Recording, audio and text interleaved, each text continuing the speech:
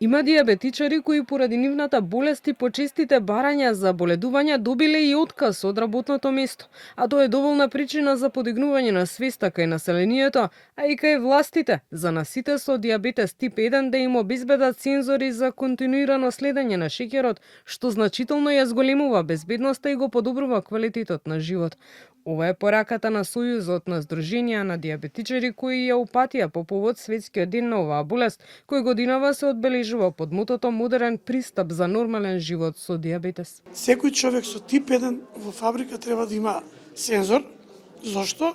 Неотпомодарството е суштинска потреба. Зборуваме за луѓето кои што се во работна средина на работа, работоспособни кои што треба да даваат во производството, економскиот моќ да се зајакнува на граѓаните и на државата, со тоа што ќе се обезбедат доволно услови за исхрана, доволно паузи на работа за луѓето со тип 1 кога имаат потреба, да имаат можност да прикаснат нешто грицки благо. И лекарите ендокринолози сметаат дека Македонија заостанува зад регионот со обезбедување на сензори, бидејќи со последниот план за набавка на дополнителни 150 апарати за поразличните категории на пациенти, сепак се покрива само околу 20% од диагностицираните. Дури и тип 2 на база од болус кои што имаат повеќе кратна терапија.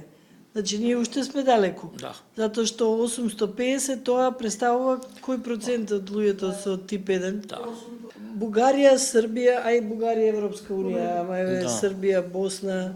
Не знам Србија значи, колку тие се. имаат многу поголема пенетрација на CGM за тип 1 диабетес. Според дел од членовите на Комисијата за здравство, изборите биле пречка за досега нереализираните тендерски постапки, а посочија дека на следните состаноци ќе се дефинира план за подобрување на состојбите.